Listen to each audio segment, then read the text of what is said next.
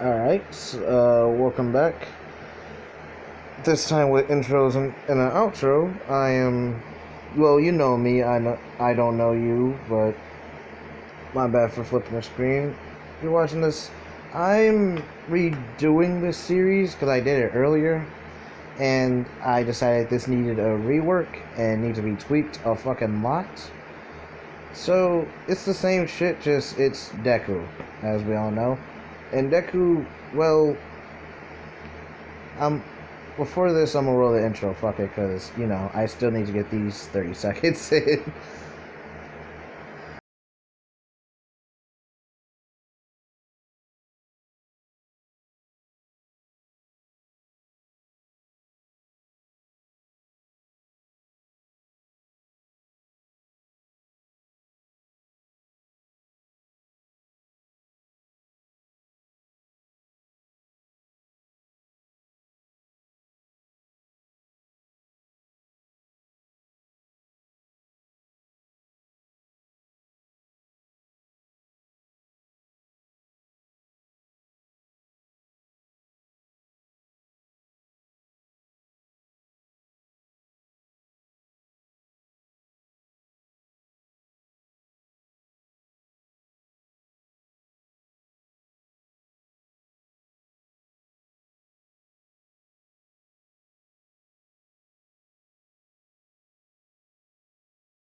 Because yeah, that intro took me about 2 hours because I had to find the fucking clips.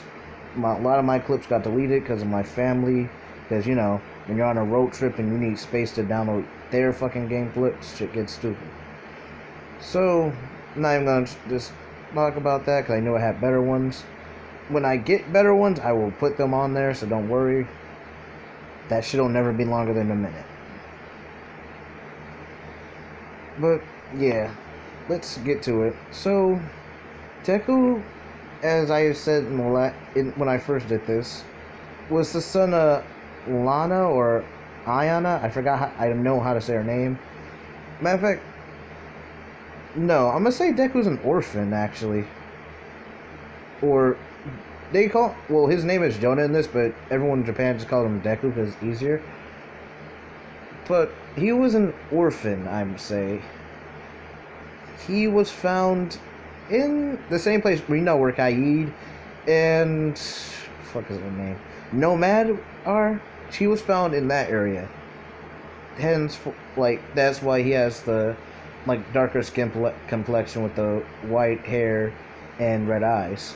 But in the last, I remember in the last one before I did this, he was the son of Ayana and Castle, but then I changed it because I realized that they didn't no one in R6 has a quirk, and I don't want to make quirks up on the fly for them because it would just be stupid. Because they do their jobs without powers, they built their shit. Damn, Toby. But my bad, I'm watching Toby on the telly. But yeah, what basically with this, Deku's ability, like the last one, was the ability to. It's like Momo's, but he has to build it to be able to make it. I mean, have it come out of him. So, say if he wanted to build a flash, he'd have to build a flashbang in order to make it, in order to have it come out. Basically, how I did it was, for his first, since he was a baby, he was around the R6 operators. And because of this, it brought a new element to them in terms of training. Even Six said it, as much as you guys are trained in covert and different things, none of you are really trained in how to take care of a child, let alone around children, which is a bad thing. So because they found this around Kaid's area, they had Kaid just bring him in to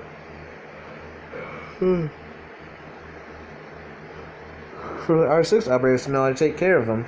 Well, the only people who really know how to take care of kids are basically, what the fuck is their name? I know Lion has kids. I think Montanage has kids. I'm not sure. Some of them have experience. A lot of them don't. So Deku is basically there to for basically it's there to help them, and they're there to help Deku, basically. So from like the age 0 to I said from since he was a baby to like the age of fucking 6, I'd say. Yeah, 6. Why not? He been around them as they work out and stuff, so he can work out and they school him too. So he's home. Yeah, he's homeschooled. Because mind you, once you got someone, when you got Ayana, and like a whole bunch of other people who are fucking brainiacs like IQ, Echo, and everyone else, you don't need to go to fucking school. They can teach you. So they teach him a lot, like, but they still take it slow because he's a kid. But Deku, on the other hand, he sees them do different things like work out, train, like and use weapons basically. Now he isn't intrigued by it, but I mean he's intrigued by it, but he knows that how they feel about him like picking up a gun and all that. So they tell him like around the age of 10 will allow you to start picking up guns, but they won't be real guns, they'll be BB guns. And all the operators agreed on that. Even 6 said like, yeah, like that shit can wait. And as such, that's how it goes for Deku. Now, from he was a baby to he was about, I'm gonna say 8 now. He's been learning different things from him and working his body out, not hitting fucking weights to spur his growth, even though his growth is like he's short. Like I forget how tall like Jonah is. I think it's like 5'6", 5'7" in the show. I forget. But Deku basically looks a lot like Jonah. He even has a scar on his face and everything. Well, he does train with them and does many things with them, but he doesn't do the weight training like they do. But he does, however, have experience in martial arts and is smart as hell for his age. So I must say, yeah, around like this time they stopped like schooling him, because if Echo and them would have continued, he'd be a past high school like the high school things. They just constantly like have him they have him go through things every once in a while just so he can like they're basically putting like a stop on him for high school, because if you think about it, they know like they want him to go to hero school to be the first person to have a hero license in R6 and this was 6 planned. He even told all of them in a meeting that he wants Deku to be the first R6 member with a hero's license too. And everyone says, like, as much as stupid that sounds, it actually kind of makes sense, because we're technically heroes, just we're all quirkless, we're powerless, but we have powers to an extent. So that's their plan, but they know like the best school in the world is UA, and I know what people are saying. Oh, UA, like, it's obvious, but you think about it, it makes sense. Plus Hibana, Echo. Let's see, who else lives around in that area? Hibana, Echo, Dokubi. My bad, I'm just like trying to remember all the operators, because I have them, I remember them, it's just I'm not the best with names. Fuck. Vigil. And yeah, all of them live around the area of Japan, so they are tasked with taking care of Deku in Japan when he gets old enough to move there. So, as time flies by, like he is now 10 years old, and here's when he first gets his first experience firing a gun. Now, everyone isn't stupid. Like, let's see. Tachanka told, like, the rest of them that as much as, like, he loved Deku to get on his machine gun, he isn't, like, that isn't gonna work here, even though it's mounted. So, he basically says, like, gives Deku basically one of his pistols, like, and this is like the pistol with the lowest recoil he can give it, and tells Deku to use this, and all the operators watch. And no, Deku does not wear headphones because no time in combat do you have time to put on headphones and do all that. So he does it uncompressed, and basically this is the first time he fired a gun. And no, people are saying, yeah, if he was like, he should have fired the gun when he was younger, or people fired guns when they were younger. This is Rainbow Six, around people who fire guns.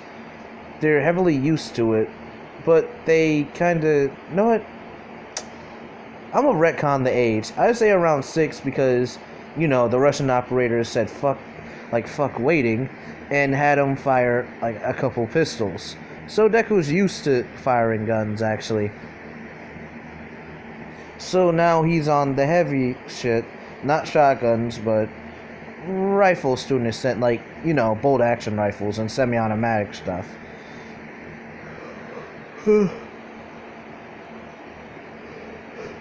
It's submachine guns, basically. So he has a lot of experience with a whole bunch of things now, but what people are the operators are really intrigued by is Deku's ability. Like, after he builds something, he's able to like replicate it out of himself. So he's a living armory, pretty much, and that's what they call him, the living armory. Like the living armory Jonah, or. Now this, after all of that, he's learned basic tactics of all the groups they're in. But the only people he didn't learn the tactics from is, all the stealth operators, basically. Not Vigil, and the people who are mostly built into stealth. Caveira, too. Which is scary, because I'm gonna say it's... Actually, yeah. I'm gonna do a time skip again, so it can get to 1A. So I'm gonna say for, the 4 years that Deku is now training with Caveira, Nock, and Vigil for stealth. Now, mind you, this would be hard. This is a very hard thing to do, because you got Caveira, who's borderline fucking crazy. Even in Rainbow Six, it's even read that she's damn near crazy. So her training is harsh. You got Nock, who's in one of the hardest things to get into in the fucking world, training him too. And then you got Vigil, who's doing the exact same shit. So yeah, he has a hard fucking time. For 3 years, he's training with those three, and no one else can say shit about it because he's not in the areas they are. They take him to Brazil, where Nock is from is classified. So I don't know where Nock takes him. She can take him anywhere, honestly.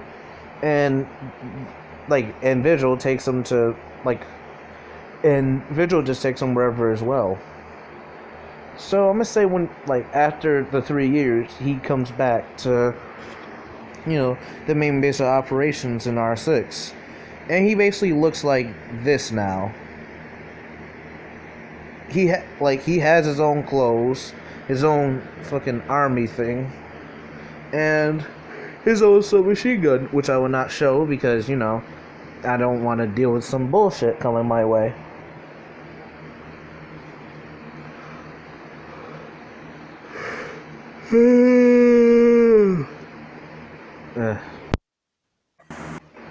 But anyway, let me continue.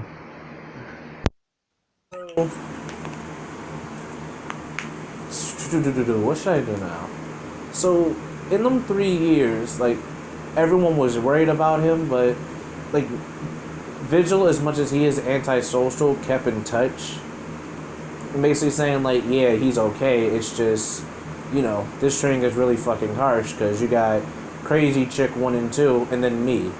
So, yeah, this training is, ball busting. And it was, honestly, because Deku comes back, and he's just like you barely feel anything from him. Like he barely like he lacks a presence. And mind, this is because not only did he train in the BOPE in Brazil, he trained in Nox Unit. And Nox Unit is like all their shit is classified. You can't even amount to the shit they do and how fast they do it.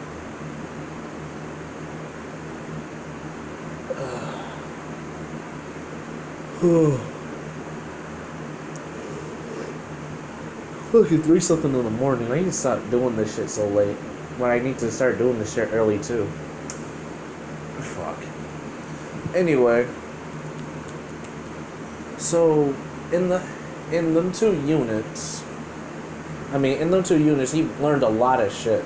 Like words can't describe how much shit he learned.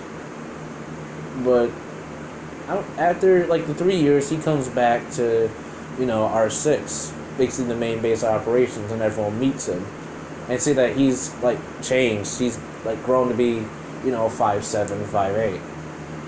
He like his eyes don't look lifeless, but like they look like he's been through a lot of shit.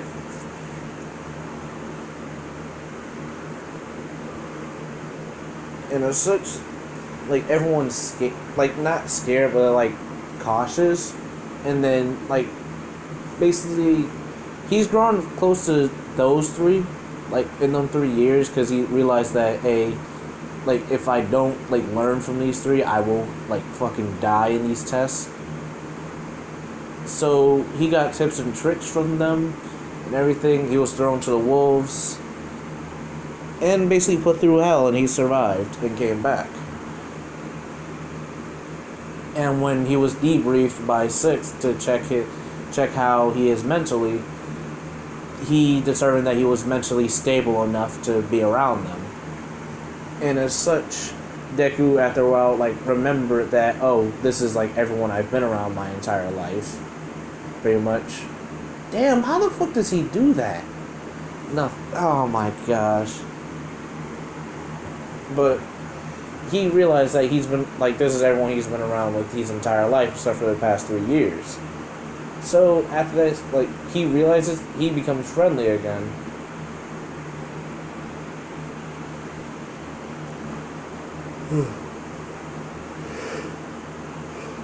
Sorry I had to yawn again. Not surprisingly.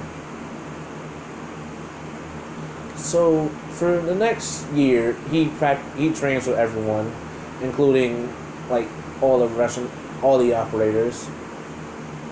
And he met the new ones, too. That he's been gone for 3 years, he met them and learned about them. Well, it was only 2, actually 4. Wait, was not added after, like, the 2 people, or not? I don't know. But, yeah, all I know is that, like, he meets everyone, like, and they basically chill, train, and do everything for a year until, like, as you know, it's time for 1A. Now, 6 isn't known to most people, but he's known to, like, the really people high up in the ranking, high up there. So him and Nezu have, like, he's been talking to Nezu recently, and Nezu just says, like, we really don't need him to take the test, we can just put him in the school. And 6 says, like, yeah, might as well.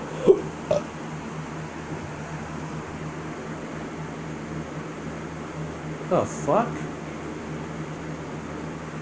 I'm not even gonna ask, but, yeah. 6, after... Fuck. Sorry, it's just what the game told me just switched to is, like, just, like, it went from Kai to something fucking random, which really, like, threw me through a fucking loop. But I'm gonna continue now. So, fuck, this nigga actually got me fucked up.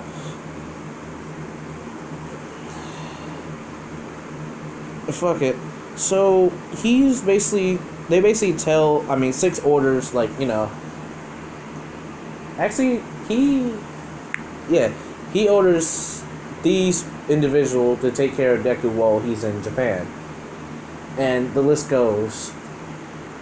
Not will be there part time because she's still very like operational in 6, and Visual will like here's the people who will be there most of the time. I'll list it off first: Hibana, Visual, Echo, Dokubi. I think that's the people who are there mostly. Oh fuck! How did I forget about Legion?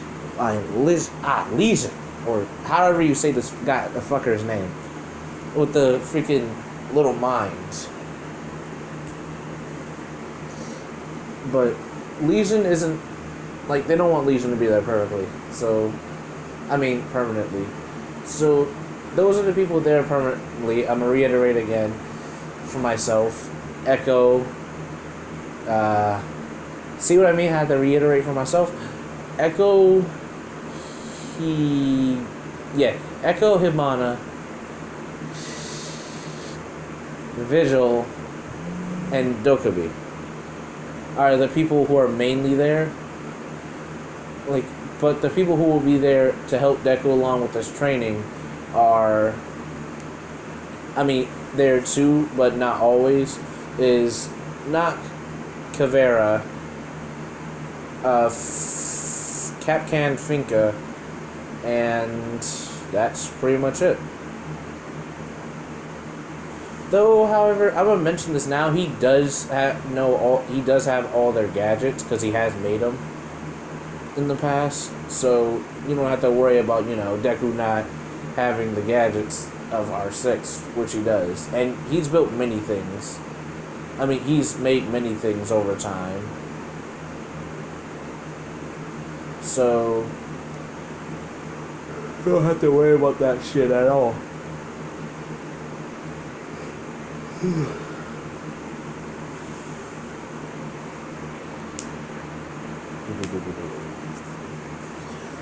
And as such, now it's time for UA. As much fast as I seem, actually no.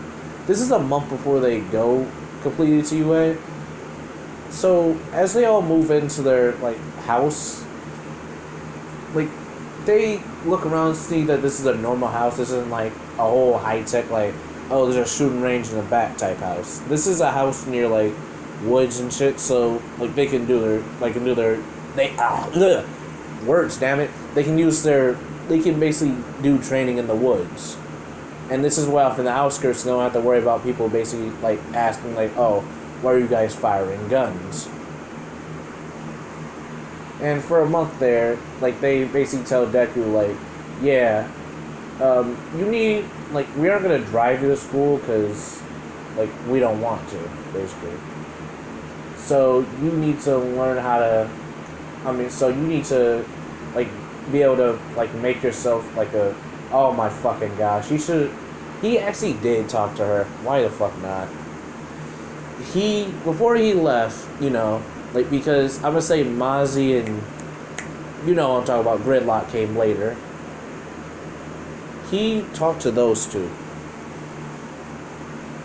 Well, he mainly talked to Gridlock because she knows how to make a fucking, how to build motorcycles. So he built motorcycles with her for the month before he left. So he has a good idea how to build them. So in the month time he's given, he video calls Gridlock and asks for her help to build him a motorcycle. That's good for getting around. And this is a month before school, so he does nothing else but do his regular training and do that. But this nigga has 5 fucking ads? Hold on a second. Okay, this nigga has five fucking ads on Twitch. How the fuck does that work? But I'm not even gonna get into that. Let's continue.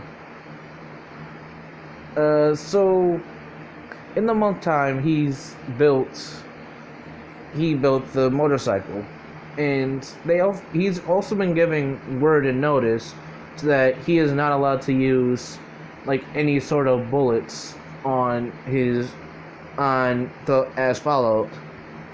Obviously civilians, like even 6 says it, obviously civilians, you dumb fuck. Like anything that Fuse basically taught you about killing hostages and being on operations where hostages are a thing, don't listen to him. But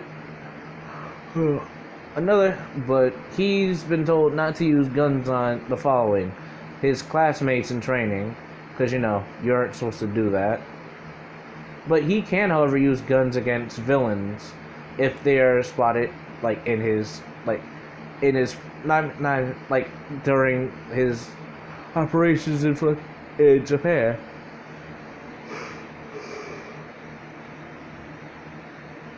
And that's the rules for him.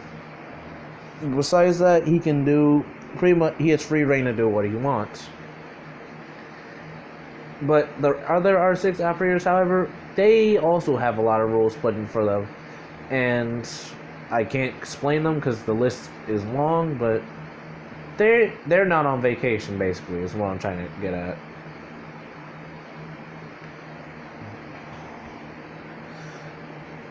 So now comes the first day, basically. Now you would think, okay, Deku would have like a backpack with like a whole bunch of things in it. He doesn't. He has a backpack, and he doesn't know how to build his own backpack. He doesn't know how to make. He doesn't know how to make paper. He doesn't know how to make paper. He does, however, know how to make a binder. He doesn't. As a matter of fact, fuck that. He doesn't know how to do that. That's my bad. It's just I'm thinking, and I'm like, how does a fucking 14-year-old know how to like make a fucking binder? It's not surprising, but it's like who knows how to do that? 14. But yeah, he with his backpack and his helmet, he basically rides off to school. Now he gets there early because his whole motto is basically to get there and get shit done, whether it's and not to be late. So he gets there early and he's met with like Aizawa before he goes to sleep, and Aizawa sees Deku and he says like, "You're about like an hour early. Why the hell are you here this early?" And upon hearing that, Deku says, "Oh, am I too early? I've never been too early for any. There's no such thing as too early, but I guess I am, because like from what I can see, you look like you're about to go to sleep." And Aizawa basically says like, "Yes, I was, but I don't know if I can go to sleep now." Deku basically says like, "Go ahead. It should be fine. I'm not really gonna do anything besides like go through my notes and shit I used to have." And that happens, and I say, as time passes, I'm gonna say a half an hour passes, and mind you, Aizawa's asleep, and Deku's basically, they didn't say he can't work on certain shit while in class, so he basically, he rolls up his sleeve and basically pulls out a small BB gun, and thus he's disassembling it and reassembling it, so to keep himself busy. And this is until Momo basically gets in the room, because she'd be the next early person, and she looks at Deku and says, "What the fuck are you?" She says, "You're early. You're early too, I see. And is that a gun?" Deku looks up and says, "Oh," and basically he puts it close to him and it goes away. And he says, "Oh, I've been here for about a half an hour now. I'm sorry for you have to see that. It's just I got bored, and and I got bored and I like to tinker with things."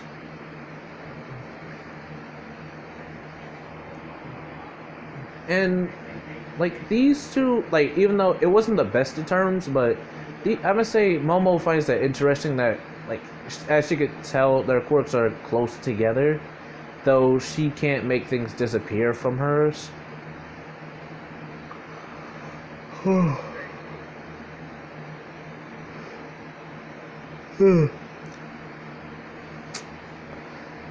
So, as so in the meantime, those two basically talk until, everyone else gets in the room. And I'm gonna just skip the whole half an hour, and it gets to the time where Aizawa basically. Oh well, I was about to say it gets to the time where Aizawa wakes up, but I remember the two idiots. So basically, when Bakugo walks in first, who get in first, Ida or Bakugo? I would say Ida gets in first and meets Deku, who looks just like Ida, respects the rules and everything, and Ida actually likes that and respects Deku because of that. And then, Bakugo later, matter of fact, no. He meets Ida, and Ida basically looks at him, and the first thing he thinks is, oh, his hair has dyed, and basically, when he goes to talk to Deku about that, and approach Deku on it, Deku tells him, oh, my hair isn't dyed, this is actually my hair color. It's been like this since I was born. And I'm not lying, you can try water and everything, it's not gonna change. And Ida basically respects his honesty and says okay. But here's when Bakugo comes in after that and looks at Deku. And Deku, upon looking at him, knows that this Bakugo is trouble. Is basically is trouble because, you don't walk in with spiky hair and that attitude for no fucking reason. So, he's paid no attention to Bakugo until, when Bakugo basically, sat down and put his feet on the desk. And Deku paid no mind, but it's when Ida basically came out and started trying to grill Bakugo on it that Deku basically got up and basically told them to stop, and is gonna get annoying and waking up the fucking teacher. And Ida basically gives up, but he and Deku says, I know. And Bakugo says, and who are you to say something? And Deku says, well, I'm Nunya. Deku says, actually he says, yeah, I'm Nunya. And Bakugo says, who's Nunya? And Deku says, none your fucking business. Now get your feet off the desk. And basically tells Ida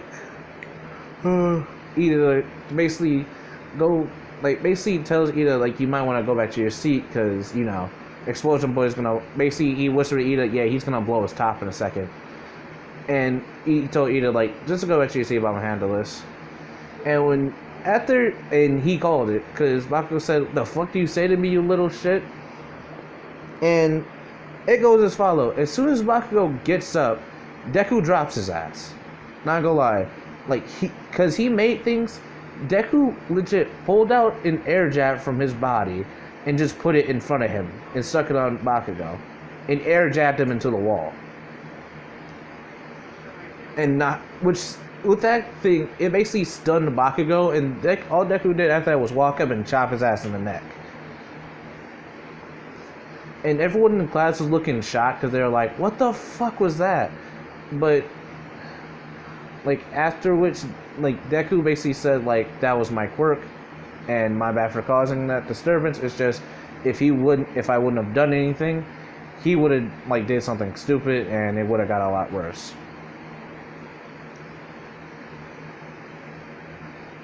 So, in the first day, he's already made friends with Ida, and basically told Bakugo to basically fuck off.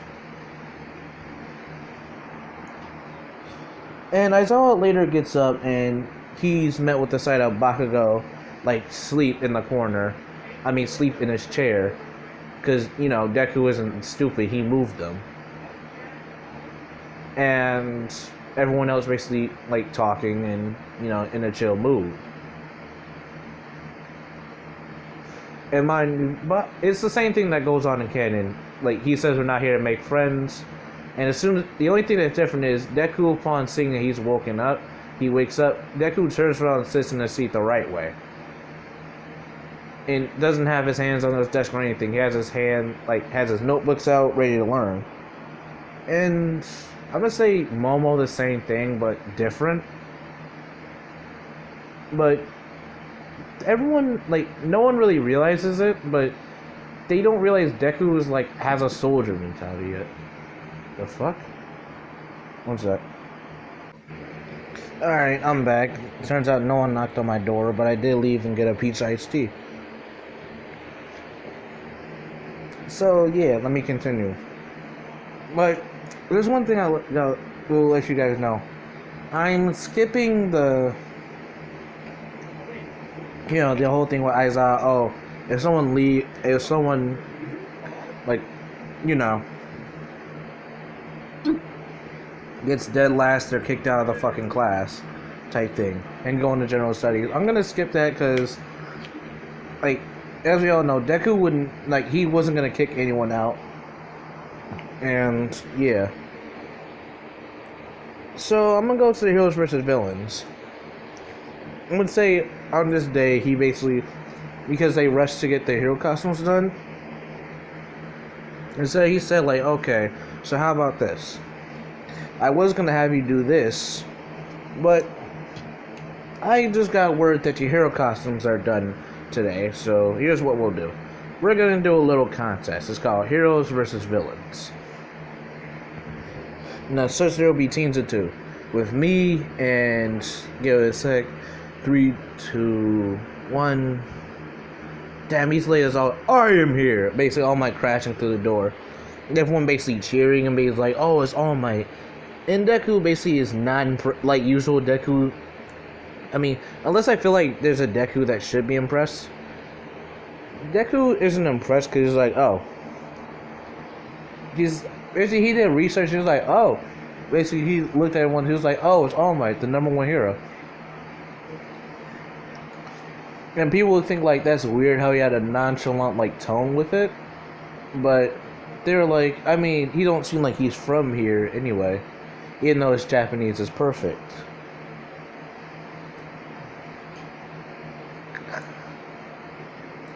So, yeah, he basically tells them like it'll be teams of 2. We're just gonna do the teams now, and then have you guys work together in the, you know. So the teams go as follow. Like, actually, they did a roll call and everything. They said they have everyone standing up. And what really ticked him out that he was like from a military background was when he said, basically said Jonah. Well, he doesn't have a back. He doesn't have a. No, actually, he doesn't have a last name. So they just named him Jonah of 6, basically. When he said Jonah 6, like, he basically like clicked his heels together and stuff and understood, and they put it together like, oh shit, he's from a soldier, he's from a military background. And mind you, this is like this is Ida basically. He was like, oh, he's from, like, basically Ida basically set out like, oh, he's just from a soldier background, that's why he's like that. And even All Might colored that impressive, but you know, he continued. He's like, Jonah is gonna be matched with. Sorry, I had to drink some tea there. Jonah is being matched with Momo, and they're going up against Bakugo and. Let's see, who should I pair Bakugo up with? Let's say Bakugo and Ida, like usual. But actually, yeah, Bakugo and Ida, but it's the same as in canon. Besides Bakugo and Ochako not being, Deku and Ochako not being teams. Matter of fact, no. There's gonna be Deku and Ochako just because.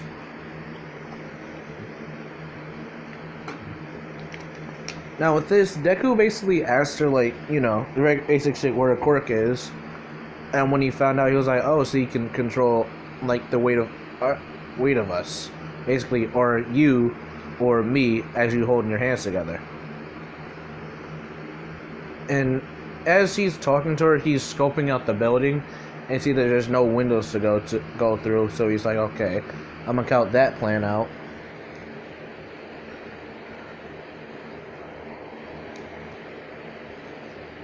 And like as he's talking to her, he's learning more about her quirk, and he scoped out the building. He says like, and then with 10 minutes left to prepare, he says, okay. He tells her the plan, like, okay, here's the plan. Since you have low gravity, I don't have to worry about doing such and such, like yada yada yada. And he explains the whole plan, and she's basically lost in words. So when he says, let me guess, you're lost in words about this whole long ass explanation. She says, yeah, I was lost at the beginning. He basically says, like, I'll make as much noise as possible while you sneak up and get the bomb. And she said, sounds like a plan. Now, how Deku tends to get, like, how Deku intends to do this is because Bakugo, as he knows, he nicknamed him like a roamer because that's what Bakugo's gonna do.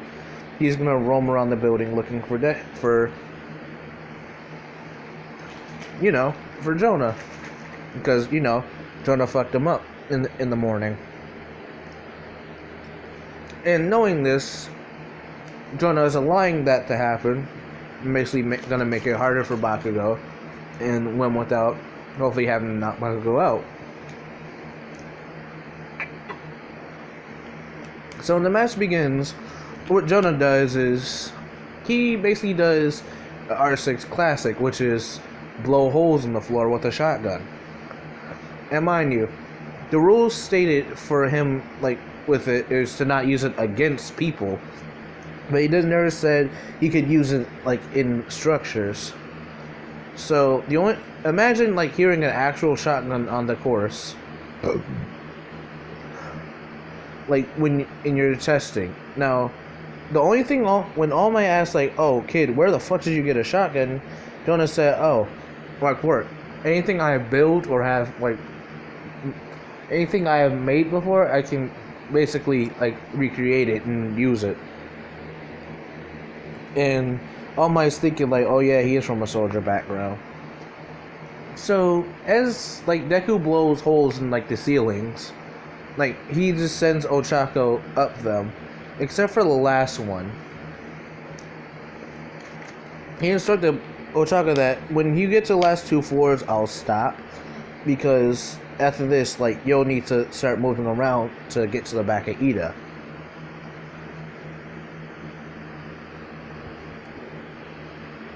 And which Deku said, like, as soon as you get to the top floor, let me know, because I'll be on my way up there.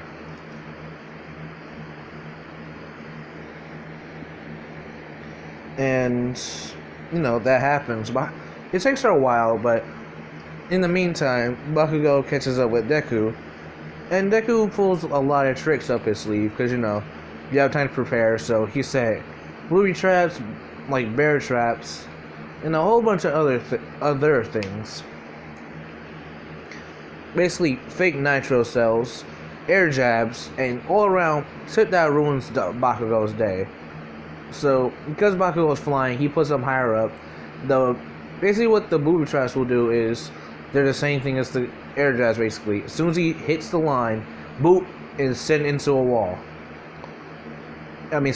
He's basically being sent through walls and sent into walls, basically fucking his whole entire day, and basically fucking him up completely.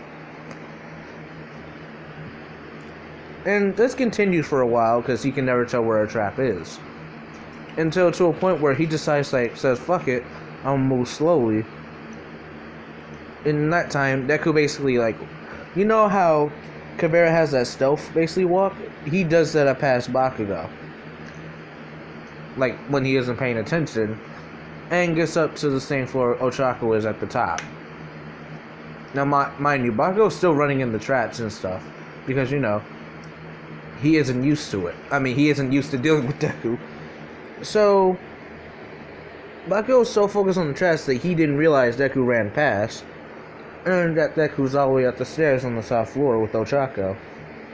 And he basically says, now here's the next plan. And I'll need you to put these on. and he gave her earmuffs. He said, and he's right next to the room. He says, what I'm gonna do is I'm gonna blow open this. I'm gonna put a big fucking hole in this wall. And while I do this, you're gonna run through the front door and float and get on the bomb.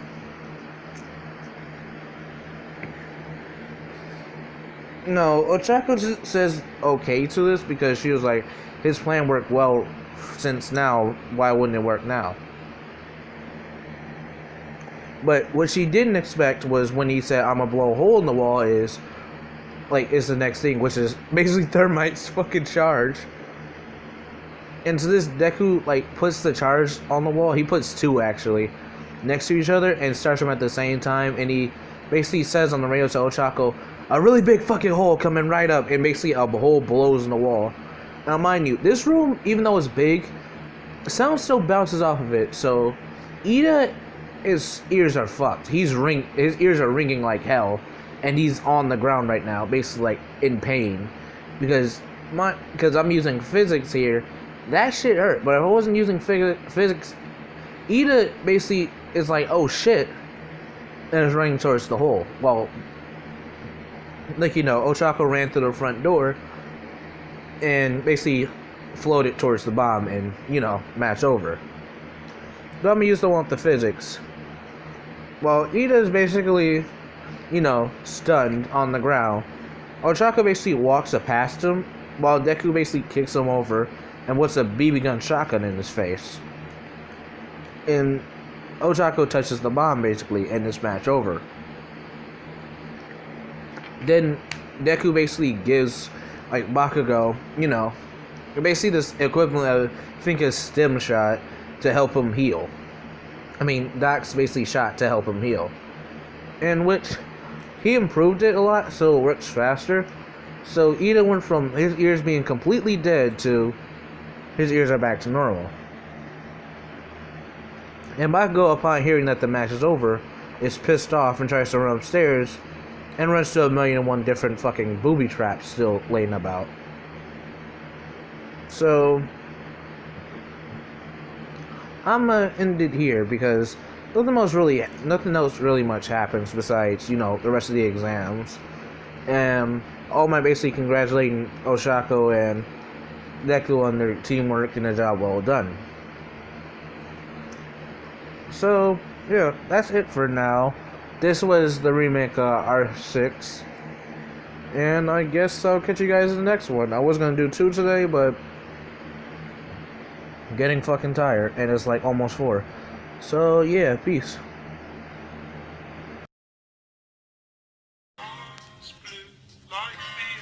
I'm afraid Jiraiya boy has died in battle. Huh?